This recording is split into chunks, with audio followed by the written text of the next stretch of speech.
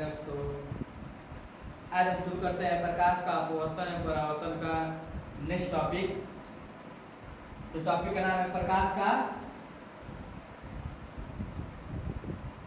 अपवर्तन। प्रकाश का अपवर्तन जो इसको इंग्लिश में कहते हैं refraction of light. Reflection of light. इसको पढ़ने से पहले हम कुछ बातें देखते हैं कि हम क्या पढ़ लिए हम लोग। सबसे पहले हम पढ़े थे प्रकाश, मतलब तो देख लेते कौन पढ़ लिया हम लोग। प्रकाश स्वयं अदृश्य होता है, परंतु जिस वस्तु पे पड़ता है वस्तु हमको वो दिखाई देती है। नेक्स्ट इस पढ़े थे प्रकाश की चाल पढ़े थे। निर्वात प्रकाश की चाल 3 × 10⁸ मीटर प्रति सेकेंड, ये हम पढ़े थे। फिर हम पढ़े थे आगे कि प्रकाश जिस वस्तु पर वस्तु हमको दिखाई देती है, प्रकाश सीधी रेखा में चलती है। फिर आगे हम पढ़े थे कि प्रकाश पढ़ने के बाद हम पढ़े थे कि दर्पण पढ़े थे।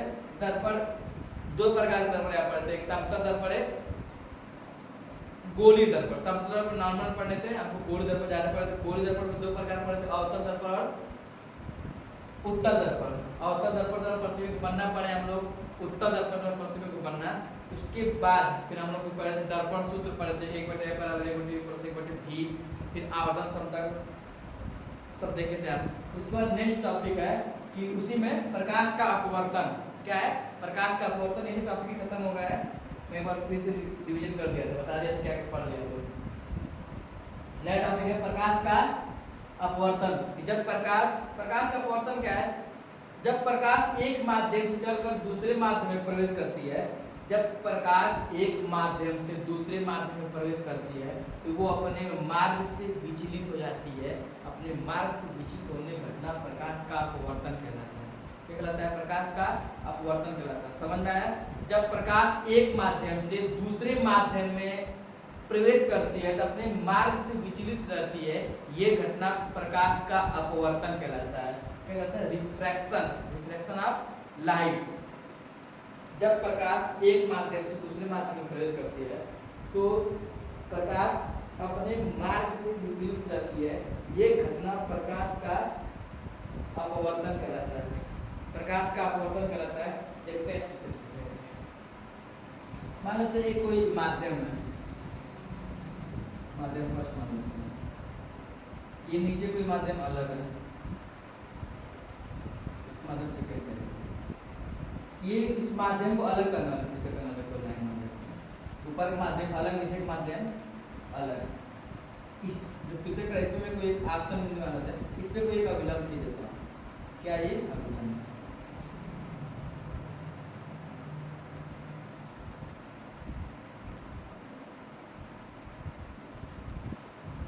जो पृथक का डाल है, जो उसको अलग बांट रहा है, ऊपर का माध्यम अलग, नीचे का माध्यम अलग, इसे काल्पनिक है समझाना चित्र समझाने के लिए। ऊपर का माध्यम अलग, नीचे का माध्यम अलग। माध्यम मतलब यहाँ पे ले सकते हैं वायु, मैं अभी समझते हैं। यहाँ पे मान लो प्रकाश ऐसे आ रही है, प्रकाश आ रही है, नाम होगा आपतित किरण। आपतित किरण। जब प्रकाश एक माध्यम से दूसरे माध्यम में जाएगा तो अपने इसको जान दे सीधे, प्रकाश सीधा चलता है, जान दे सीधे, तो सीधे नहीं जाएगी, वो अपने मार्ग से विचलित होंगे। विचलित होंगे मतलब या तो अभिलंब की ओर झुक जाएगी या अभिलंब से दूर हटेगी। ये 2 कंडीशन होगा। कब अभिलंब की ओर झुकेगी, कब अभिलंब से दूर जाएगी, ये समझेंगे आगे। बस इतना समझो कि जब प्रकाश एक माध्यम से दूसरे माध्यम में जब प्रवेश करती है अपने मार्ग से विचलित होते हैं। अपने मार्ग विचलित मतलब कि सीधे जाना चाहिए, सीधे न जाकर अपने मार्ग से विचलित, या तो अभिलंब की ओर झुक गई है या अभिलंब से दूर हटी है। ये घटना कहलाता है प्रकाश का अपवर्तन। क्या कहलाता है? प्रकाश का अपवर्तन। मैं बोल रहा था कि या तो अभिलंब की ओर झुक जाती है या तो अभिलंब की ओर अभिलंब से दूर हटती है। कब अभिलंब की ओर झुकती है, कब उससे दूर हटती है, देखते हैं। मान लेते हैं कि माध्यम को अलग कर रहा है, ये माध्यम अलग है, फर्स्ट माध्यम, ये माध्यम सेकेंड, मतलब कोई अलग माध्यम है। ये मान लेते हैं वायु, ये मान लेते हैं कांच। वायु जो होगा विरल होगा, विरल माध्यम होगा। वायु जो होगा विरल माध्यम होगा, कांच जो होगा सघन माध्यम होगा। ये सघन, ये विरल, ये क्या है? अभिलंब। प्रतीक्षा बना हुआ, इसका नाम है अभिलंब।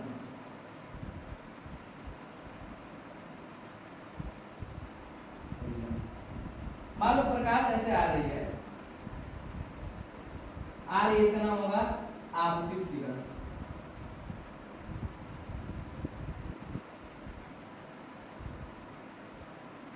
देखो जान जाए सीधे, अब सीधे नहीं जाएगी। पहले विरल में था, कहाँ जा रहा है? सघन में, तो अभिलंब की ओर झुक जाएगी, अभिलंब की ओर झुक जाएगी, बाहर निकल, इसका नाम है अपवर्तित किरण।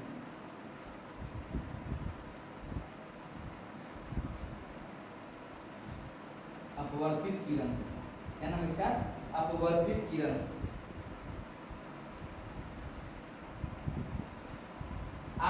आपतित किरण जब दूसरे माध्यम प्रवेश की, जो किरण है वो अपवर्तित किरण। देखो क्या था, ऐसे नहीं समझ में आ रहा, एग्जाम्पल समझो। ऐसे तुम मान लो दौड़ रहे हो, नॉर्मल से रोड पे दौड़ रहे हो, तुम्हारी स्पीड कुछ, मतलब जो जिस स्पीड तुम दौड़ रहे हो, अगर तुमको दौड़ते दौड़ते तुम्हारे बगल में, उसके बाद तुम्हारे कोई खेत आ गया जिसमें पानी भरा है, तब क्या तुम्हारा स्पीड समान होगा? तुम्हारा स्पीड कम हो जाएगी, चाल जो होगा तुम्हारा कम टाइम लगेगा। हाँ, जैसे बता रहा था मैं कि तुम मान लो तुम कहीं झगड़ा किए, झगड़ा के तुम भाग रहे हो, कोई खेत है, नॉर्मल से भाग रहे हो, अगर उस खेत के जस्ट बाद कोई खेत आएगा, उसमें जोता हुआ पानी भरा है, तुम्हारा स्पीड क्या होगा? क्या और तेज हो जाएगा? नहीं, स्पीड तुम्हारा कम हो जाएगा। वही था, जब प्रकाश विरल माध्यम, सघन माध्यम में प्रवेश करेगी, उसकी जब स्पीड चाल होगा कम हो जाएगा। जब चाल कम होगा तो अभिलंब की ओर झुक जाएगी। क्या होगा? अभिलंब की ओर झुक जाएगी। किरण आ रहा है तो आपतित किरण, किरण जब दूसरे माध्यम में प्रवेश कर रहा है वो अपवर्तित किरण। और अभिलंब और अपवर्तित किरण के बीच में जो कोण बनता है उसको कहते हैं आपतन कोण। आई से दिखाते हैं, इसका नाम है आपतन कोण। आपतन कोण, ये अभिलंब, ये अपवर्तित किरण के बीच में कोण बना है, इसको आर, इसका नाम है अपवर्तन कोण।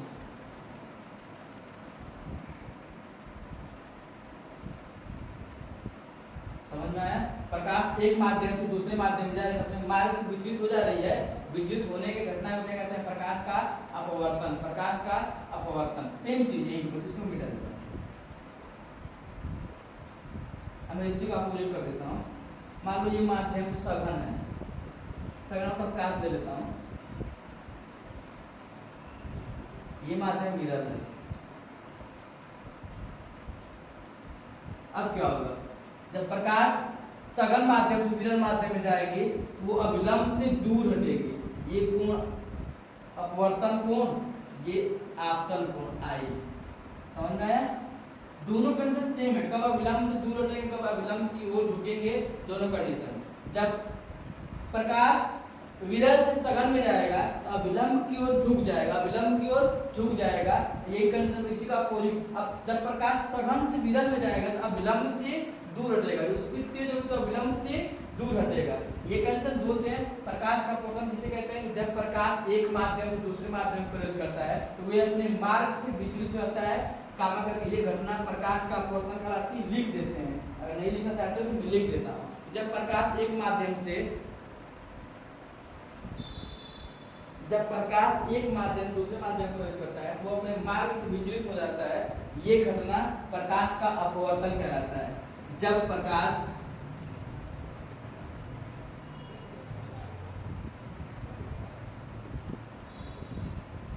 एक माध्यम से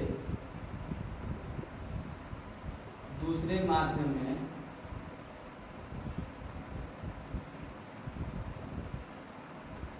प्रवेश करता है तो अपने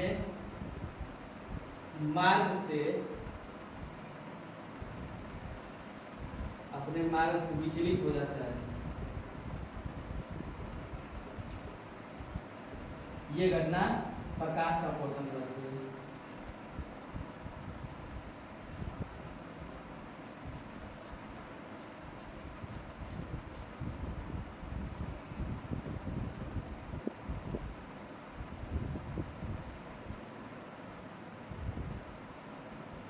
जब प्रकाश एक माध्यम दूसरे माध्यम में प्रवेश करता है तो वो अपने मार्ग से विचलित हो जाता है। ये घटना प्रकाश का अपवर्तन कहलाता है। प्रकाश का अपवर्तन कहलाता है, reflection of light, refraction of light. अब नेक्स्ट टॉपिक, ये कितने इसके प्रकार भी होते हैं प्रकाश का अपवर्तन। जैसे प्रकाश का परावर्तन में दो प्रकार था ना, प्रकाश का परावर्तन पढ़ रहे थे, दो नियम पढ़ रहे थे इसके नियम, इसके भी दो नियम होंगे।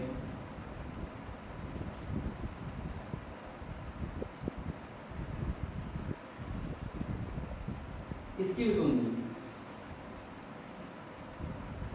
शुरू हो जाओ।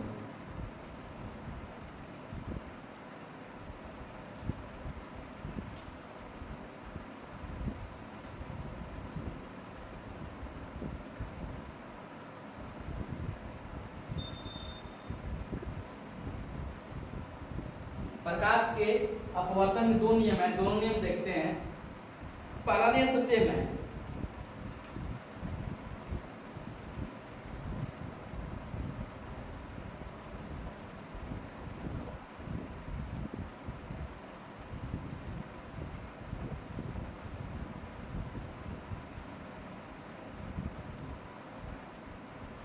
दो नियम है।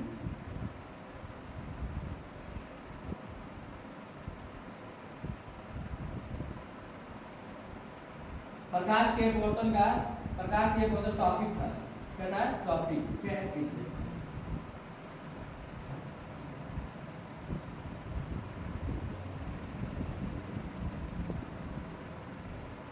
प्रकाश का अपवर्तन पढ़े हैं। क्या होता है, प्रकाश एक माध्यम दूसरे माध्यम प्रवेश करती है तो मार्ग से विचलित हो जाती है। ये घटना प्रकाश का अपवर्तन करता है। इसके हम लोग, इसका हम लोग नियम पढ़ रहे हैं। क्या पढ़ना है, नियम। इसके दो नियम है, प्रकाश का अपवर्तन के जो दो नियम है, दोनों नियम के बारे में हम देखते हैं। पहला जो नियम है, हमारा ऐसे देखो, ये कोई पृथक करने वाला माध्यम को पृथक कर रहा है, अलग कर रहा है। ये माध्यम एक, ये माध्यम दो, ये अभिलंब, इसका नाम है अभिलंब।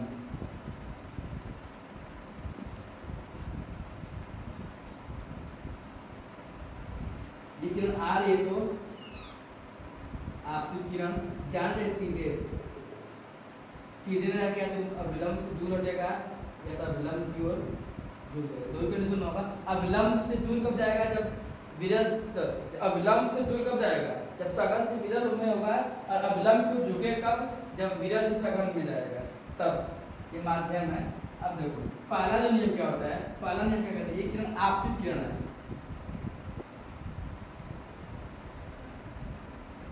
ये आपतन कोण आई, ये अपवर्तित किरण,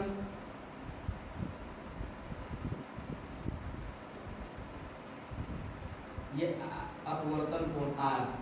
तो पहला जो नियम क्या कहता है,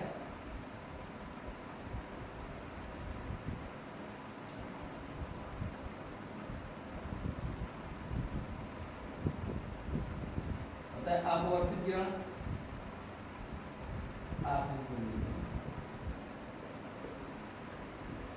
आपतित किरण का अपवर्तित किरण,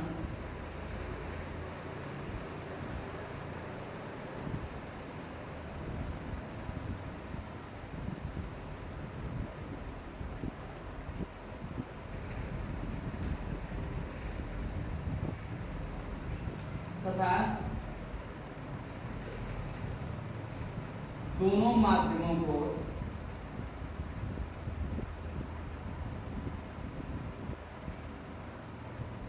पृथक करने वाले पृष्ठों के आपतन, दोनों माध्यमों के पृष्ठों के आपतन बिंदु पर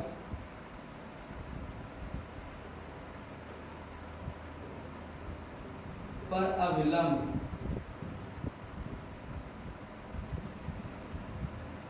तीनों एक तल पर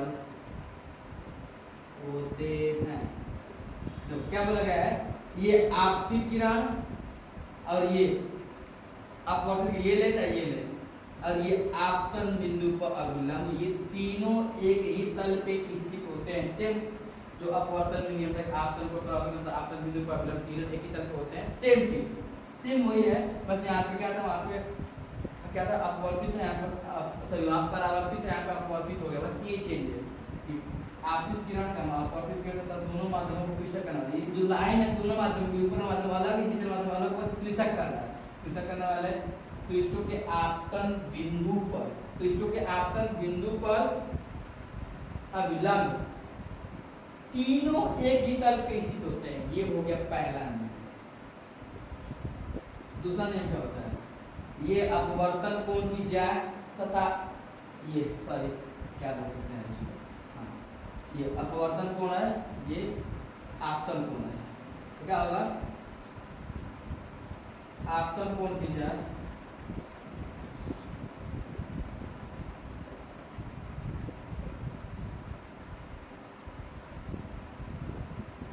साइन तथा अपवर्तन कोण की ज्या का अनुपात स्थिर रहता है,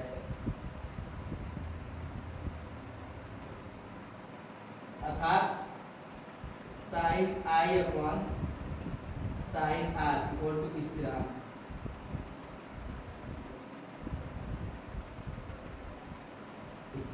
क्या होता है, आपतन कोण की ज्या तथा अपवर्तन कोण की ज्या, आपतन कोण की ज्या तथा अपवर्तन कोण की ज्या का अनुपात स्थिर रहता है। क्या रहता है, का अनुपात स्थिर रहता है। साइन आई बटे साइन आर, कोई साइन आई बटे साइन आर बराबर स्थिरांक है, नियतांक, इसी को कहते हैं स्नेल का नियम, इसी को कहते हैं स्नेल का नियम। इसका नाम क्या होता है, स्नेल का नियम, स्नेल का नियम, इसी को कहते हैं स्नेल का नियम। साइन आई बटे साइन आर बराबर स्थिरांक या नियतांक, इसी को कहते हैं स्नेल का नियम।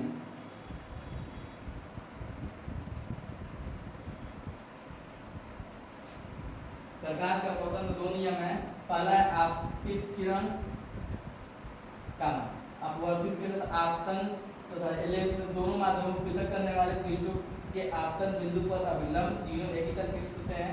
आपतन कोण की ज्या अपवर्तन कोण की ज्या का अनुपात स्थिरांक होता है, इसी को स्नेल का नियम कहते हैं। इसी क्या कहते हैं, स्नेल का नियम कहते हैं। किरण आ रही है कहीं किसी सोर्स से, आपतित किरण दूसरे माध्यम में जब प्रवेश कर रही है तो उसको अपवर्तित किरण, ये जो आपतन बिंदु जो पृथक कर रहा है ये पृष्ठ, इस पे जो आपतन बिंदु है इसी पर अभिलंब तीनों एक एक पृष्ठ होते हैं। पहला नियम। दूसरा नियम क्या होता है, ये जो आपतन कोण ये अपवर्तन कोण, दोनों का जो पहले आपतन कोण त्रिज्या अपवर्तन कोण त्रिज्या का जो अनुपात होता है वो नियतांक होता है, इसी कहते हैं स्थिरांक होता है। ये नियम होता है, इसी को बोलते हैं स्नेल का नियम, इसी को बोलते हैं स्नेल का नियम। इसके बाद पढ़ेंगे हम लोग स्नेल का नियम। पूछे स्नेल का नियम क्या है, क्या होता है स्नेल का नियम, साइन आई बटे साइन आर बराबर स्थिरांक, स्थिरांक साइन आई बटे साइन आर क्या है, स्थिरांक। स्थिरांक कोई नियतांक भी हो जाता है, इसी को हम आगे पढ़ेंगे अपवर्तनांक। क्या पढ़ेंगे, अपवर्तनांक। यहाँ तक हो गया, तब इसके बाद आगे देखते हैं। इसके बाद आगे हो गया होगा आगे।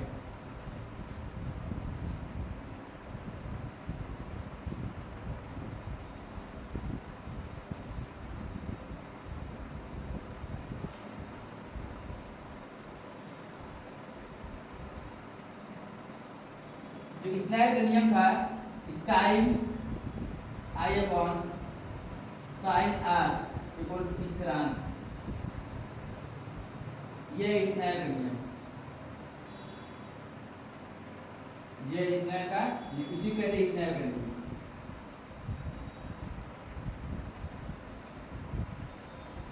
मालूम है होता है स्थिरांक मतलब इसका मतलब क्या है? स्थिरांक मतलब दूसरे माध्यम के साथ दूसरे माध्यम का पहले माध्यम के सापेक्ष अपवर्तनांक। क्या बोलेंगे? दूसरे माध्यम का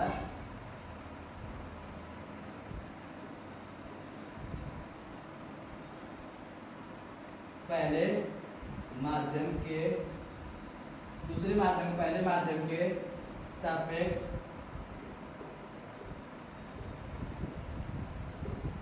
अपवर्तनांक। क्या होता है? दूसरे माध्यम का पहले माध्यम के सापेक्ष अपवर्तनांक, इसको n से लिखते हैं, कहीं पे ऐसे भी लिखा होगा sin i upon sin r equal to n। ये n है, इसी को अपवर्तनांक कहते हैं। क्या कहते हैं? अपवर्तनांक। देखो इसको हम निकाल सकते हैं, अपवर्तनांक को हम अपवर्तनांक निकाल सकते हैं। मान लो कोई एक ये माध्यम हो गया, माध्यम फर्स्ट, ये माध्यम सेकेंड, ऐसे प्रकाश आ रही है,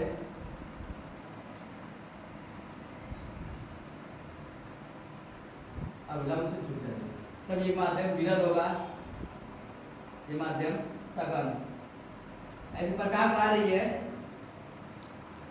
देखो मान लो कि पहले माध्यम में, जो माध्यम पहला है, पहले माध्यम प्रकाश की चाल v1 और दूसरे माध्यम प्रकाश की चाल क्या हो गया? v2। दूसरे माध्यम प्रकाश चाल क्या हो गया? v2। हमको इसका अपवर्तनांक निकालना है, तो क्या होगा? n21 बराबर v1 बाई v2। इसका मतलब क्या हुआ? इसका मतलब क्या हुआ? हम लिखेंगे दूसरे माध्यम का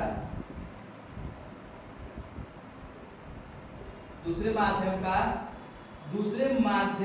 का पहले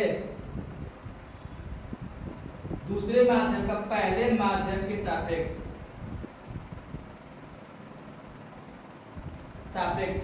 अपवर्तनांक। दूसरे माध्यम का पहले माध्यम के सापेक्ष अपवर्तनांक क्या होगा? बराबर क्या होगा? पहले माध्यम में प्रकाश का वेग, प्रकाश का वेग साफ फॉर्मूला है जिसको v1 कहते हैं, अपॉन दूसरे माध्यम प्रकाश का वेग v2। ये सही फार्मूला है ना, साफ करके लिखा हूं मैं। इसका मतलब क्या होगा कि दूसरे माध्यम का पहले माध्यम के सापेक्ष अपवर्तनांक क्या होता है? v1 by v2। अगर मैं इसका उल्टा ले लूं, मैं बोल दूं कि पहले माध्यम का दूसरे माध्यम के सापेक्ष अपवर्तनांक यहाँ हो जाएगा v2 बाई v1। क्या हो जाएगा? v2 by v1। सिंपल तरीका से था अपवर्तनांक निकालने का। अब पूछेगा कि अपवर्तनांक क्या है? अगर अपवर्तनांक दे दे, अगर इसमें इसका वेग दे दे और दूसरे माध्यम में इसी प्रकाश का वेग दे दे, इसका आराम से अपवर्तनांक निकाल सकते हैं। दूसरे माध्यम के सापेक्ष दूसरे माध्यम का पहले माध्यम के सापेक्ष n21 मतलब क्या हुआ? दूसरे माध्यम का पहले माध्यम के सापेक्ष अपवर्तनांक। यहाँ लिखा है n12 इसका मतलब क्या होगा? पहले माध्यम का दूसरे माध्यम के सापेक्ष अपवर्तनांक।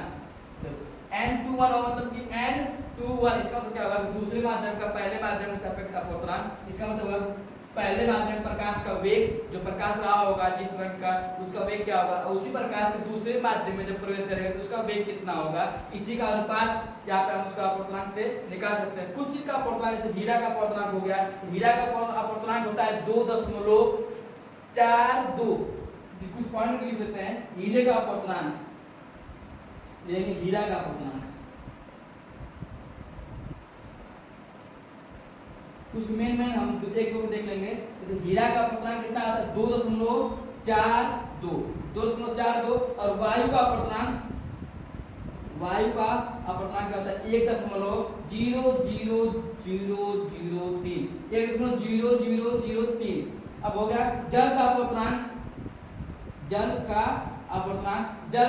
होता है 1.33। हीरा का अपवर्तनांक कितना होता है? 2.42 2.42। वायु का अपवर्तनांक क्या था? 1.003 एंड जल का अपवर्तनांक 1.33। ये दो तीन चीज मैं इंपॉर्टेंट है बता दिया हूं। जैसे क्वेश्चन पूछा हीरे का अपवर्तनांक 2.42, वायु का 1.003, जल का 1.33। समझ में आया? स्नेल का नियम जो स्थिरांक उसका पूर्णांक कर सकते हैं हम लोग।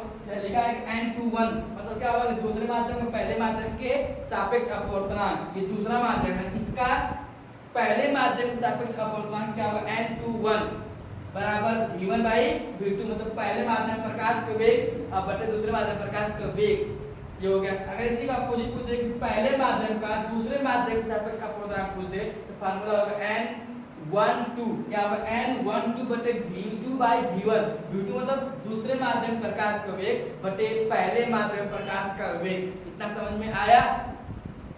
इतना समझ में आया? अब आता है अपनांक हो गया। अब इसके बाद एक और टॉपिक है जो नेक्स्ट वीडियो में